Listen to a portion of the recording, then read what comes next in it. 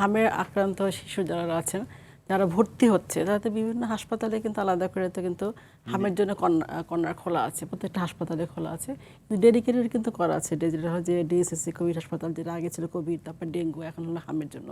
সাথে সংক্রমণ ব্যাধি হাসপাতালটাও আছে, শিশু হাসপাতালও তো আছে, এবং যারা আসছে ভর্তি হতে অন্যান্য হাসপাতালে তাদের কিন্তু আলাদা করে রাখা হচ্ছে। আলাদা আমাদের এখানে কিন্তু একজন ভর্তি ছিল, আমরা আলাদা করে আইসোলেশন করে রাখছি। সেক্ষেত্রে হামের তো স্পেসিফিক কোনো ট্রিটমেন্ট নাই, অ্যান্টিভাইরাল নাই, সিমটোমেটিক ট্রিটমেন্ট আমরা দিয়ে থাকি, মানে উপসর্গ অনুসারে চিকিৎসা, যেমন জ্বর, তারা কোন স্টেজে আসছে সেটা কি জানা যাবে? যারা যাচ্ছে বিভিন্ন জায়গায় হাসপাতালে, যারা শিশুরা মারা যাচ্ছে, দেখা যাচ্ছে বেশিরভাগ খারাপ অবস্থায় যাচ্ছে, নিউমোনিয়া হয়ে এবং মস্তিষ্কে প্রদাহ হয়ে এনকেফালাইটিস হয়ে মারা যাচ্ছে, এবং তারা কিন্তু শেষ পর্যায়ে আসছে, তখন আইসিইউতে নিয়ে বাঁচানো যাচ্ছে না। হামের সংখ্যা যখন আক্রান্ত বেড়ে যাবে তখন মৃত্যু ঝুঁকিটা কিন্তু অনেক বেশি থাকে। সেসব বাচ্চারা দেখা যাচ্ছে যে 6 মাস 7 মাস বয়সী বাচ্চা, এবং তারা হয়তো ভ্যাকসিন তো পায়নি, এবং ভ্যাকসিন পেলে অপুষ্টির এত শিকার, এবং যার জন্য সেই বাচ্চাগুলোকে আসলে কিন্তু মৃত্যু রোধ করা যাচ্ছে না। কিন্তু এখন যেহেতু ভ্যাকসিনটা আপনারা জানেন, সরকার আমলে ভ্যাকসিন কিন্তু নিয়ে এসে, ভ্যাকসিনটা অলরেডি 96% কিন্তু দেওয়া অলরেডি হয়ে গেছে, সামনে তো আরও বাড়বে ভ্যাকসিন দেওয়াটা। তো সেক্ষেত্রে এই যে নিয়ন্ত্রণ আসতে একটু তো সময় লাগবে, কারণ যখন আক্রান্ত বেড়ে যায়, ডেঙ্গুর সময় আপনারা দেখেছেন, কোভিডের সময় দেখেছেন, আক্রান্ত বলে ঝুঁকিটাও বেশি হয়। সেক্ষেত্রে আক্রান্ত কমানোর জন্য নিজের উদ্যোগ নিতে হবে, কারণ যে বাচ্চাটা আক্রান্ত হচ্ছে সেই বাচ্চাটাকে, সেটা একটু বলেন আমাদের, কেউ যদি শুনে।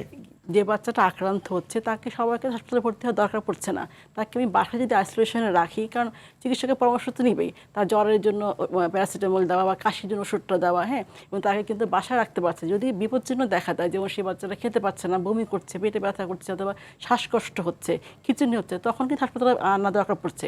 কিন্তু সেক্ষেত্রে দেখা যাচ্ছে নর্মাল বাচ্চাগুলো চলে আসছে, যারা খেতে পারছে, তারা বাসা ভালো থাকছে, তখন কি হচ্ছে, হাসপাতালে ম্যানেজমেন্টের সমস্যা হচ্ছে, কারণ যেটা মানে তাৎক্ষণিক চিকিৎসা দরকার সেটাকে পাচ্ছে না, তাহলে তখন পেশেন্টটা একটু মানে সময় লাগছে। সেক্ষেত্রে যদি সেটা বুঝে যে না, বাসায় আমি আইসোলেশনে রাখলে যখন জ্বরের আগে এবং জ্বরের পরে, র্যাশটার পরে, তো সে তখন ছড়িয়ে পড়ে, একজন আক্রান্ত হলে একজন থেকে 15 থেকে 18 জন ছড়িয়ে পড়ে, তখন যদি বাসায় যদি আমি আলাদা করে রাখি তাহলে কিন্তু অনেকটা কিন্তু রোধ করা যায়। সেটা থেকে করছে না, বাইরে থেকে ঢাকার দিকে আসছে, অথবা ঢাকা থেকে বাইরে যাচ্ছে। এই যে আপনার হাসপাতালে আসলে অবস্থা কেমন?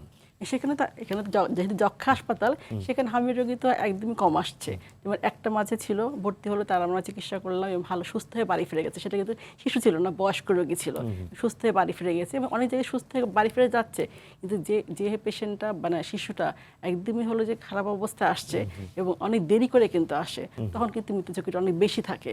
শিশু হাসপাতালে যদি বলি, সেই চিত্র দেখা যাচ্ছে, বিভিন্ন জায়গায় কিন্তু সেই চিত্র দেখা যাচ্ছে। শুরুতে যদি চিকিৎসকের পরামর্শ নেয় তাহলে পেশেন্টটা কিন্তু এত খারাপের দিকে যায় না।